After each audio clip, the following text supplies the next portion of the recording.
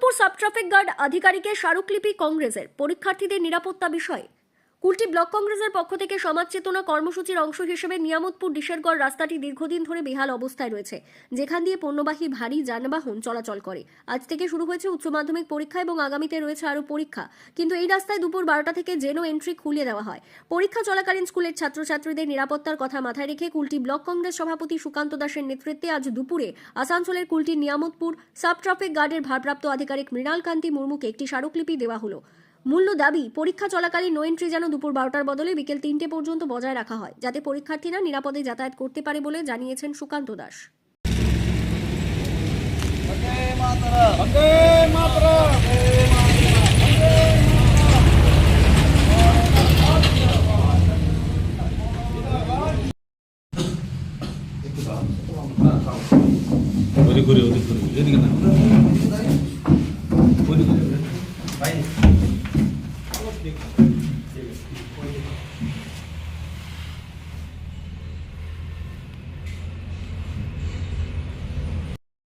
এখনো একটু এই যতদিন আরো সিবিএসই আইসিএসসি বোর্ডের মানে ইংলিশ মিডিয়াম এবং উচ্চ মাধ্যমিক আজ থেকে শুরু হচ্ছে, আমরা চাই যে যত মানে এই মাস হোক যে আগের মাস পর্যন্ত যতক্ষণ এক্সাম পিরিয়ডটা টোটালটা না কমপ্লিট হচ্ছে, আমরা চাই যে 12টার সময় যেন নো এন্ট্রিটা না খোলে।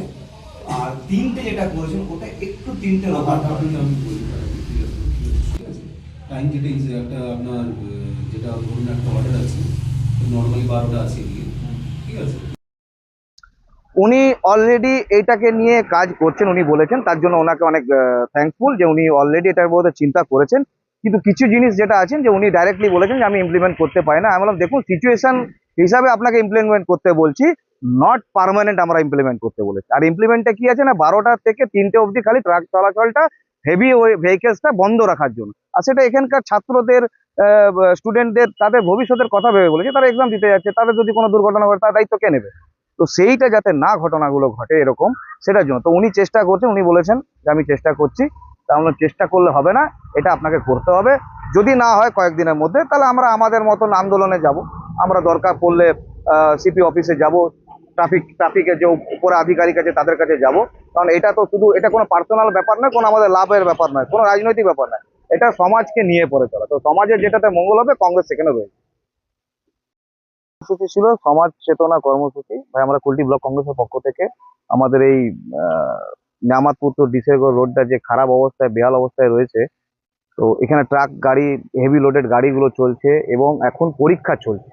তার জন্যই আমরা এখানে ট্রাফিক আইসি নতুন নিয়ে এসেছেন মুর্মু সাহেব, ওনাকে আমরা একটা রিকোয়েস্ট করলাম, একটা লেটার দিলাম যে এখন যে এক্সামগুলো চলছে, অবশ্য আজকে মাধ্যমিক শেষ হলো, কিন্তু আজকে উচ্চ মাধ্যমিক পরীক্ষাটাও শুরু হয়ে গেল, এবং আরও অন্যান্য ইংলিশ মিডিয়াম স্কুলের পরীক্ষাগুলো, নর্মাল পরীক্ষাগুলো, এগুলো কিন্তু এখন কন্টিনিউ আছে।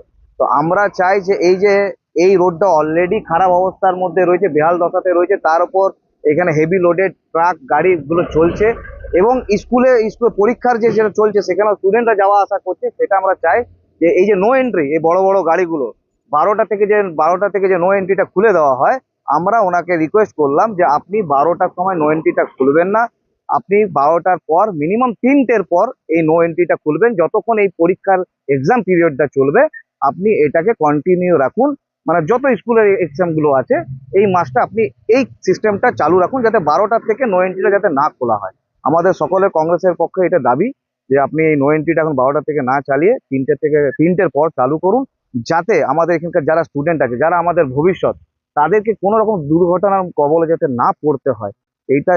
এটা আমাদের সকলের দায়িত্ব, আপনার আমার প্রশাসন যারা এখানে দেখছে, সেটাই আমরা ওনাকে মনে করে দিলাম, যাতে এরকম কোনো ঘটনার মানে কবলে না পড়তে হয়।